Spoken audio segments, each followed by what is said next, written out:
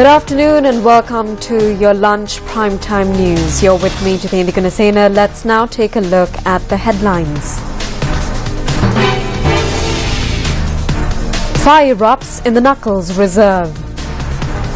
Court permits investigations into phone records of the suspect who allegedly assaulted journalist Upali Tendukul.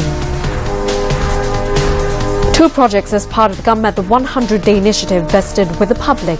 Newsfirst launches website for the Gammatha initiative.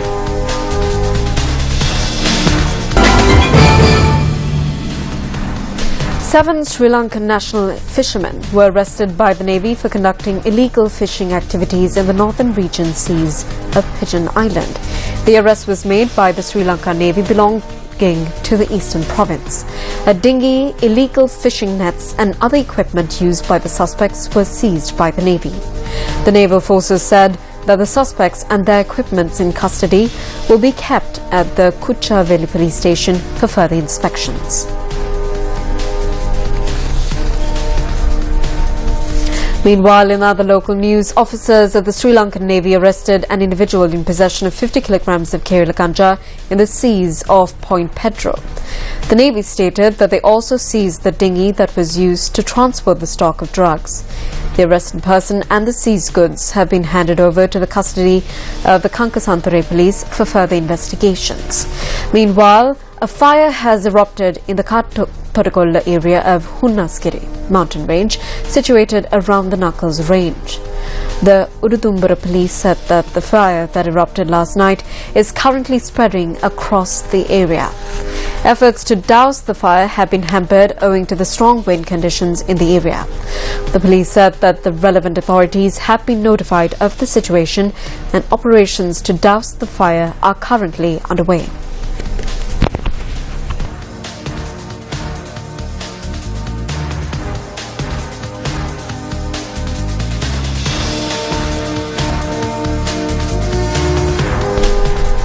Meanwhile, 3 shops were broken into and 1 was set on fire by a group of thieves in the Vattekam area in Kandy. Our correspondent said that a hotel and a salon and a boutique were broken into.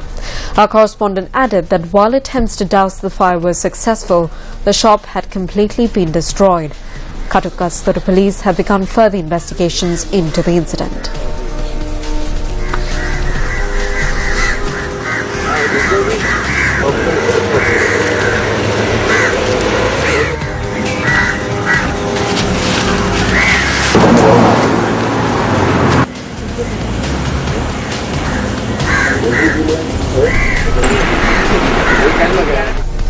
Three individuals, including 2 children, were injured in an accident that occurred opposite the Min area Kaluthuwaku Army Camp in Min area Habrana Main Road. The accident occurred when a 3-wheeler collided on the back of a bus. Our correspondent said that the 3 individuals, including a 3-year-old and an 8-year-old who sustained injuries, were admitted to the Higurangoda hospital and were later transferred to the Polonnaru hospital.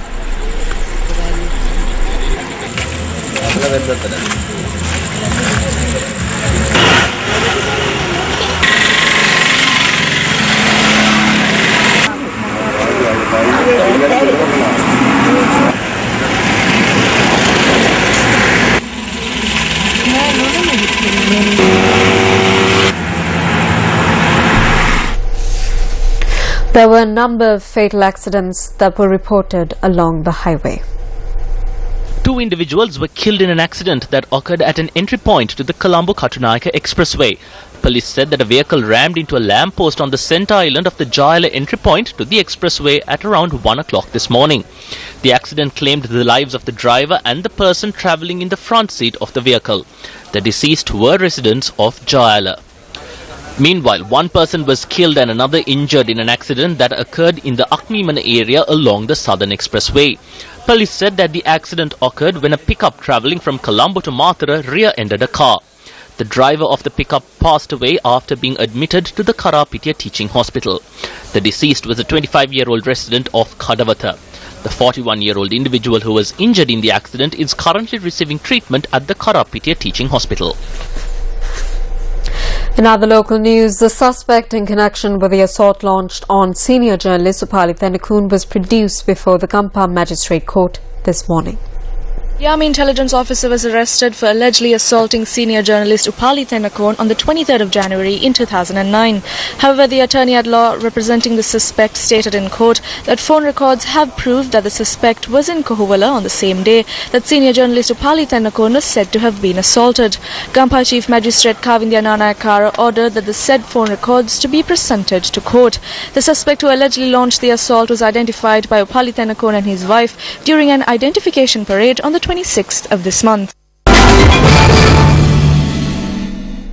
Now, in other local news, speaking at the electorate meeting in Karandaniya, Minister Lakshman Yapa Bewardhan expressed the following views on the national government.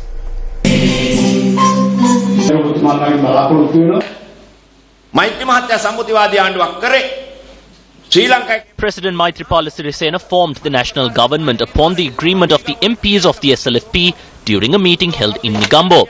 He asked them to lift hands if there are anyone who opposed the idea, but there was no one at that time.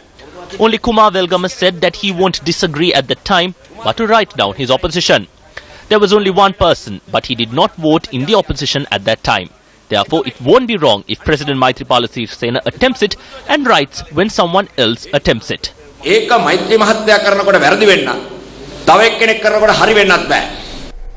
The official website of the Gammadha initiative was launched this morning at the Newsfirst headquarters in Colombo. A special function was held at the Newsfirst head office to launch the official website of Gammadha, www.gammadha.lk. The website was launched by Professor of Journalism and the Social Media at the Griffith University in Queensland, Australia, Mark Leslie Pearson. The Gammadha website will detail all activities of the Gammadha 100-day initiative launched by Newsfirst.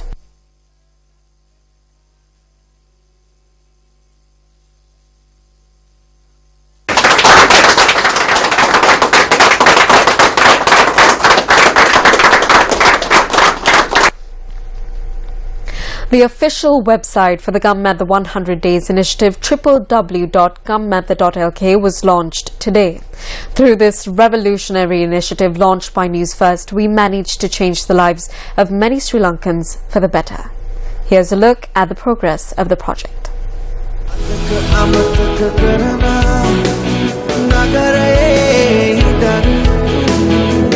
Two projects that commenced under the Gammadha 100-day initiative at two villages in the Ratnapura district were vested with the public today.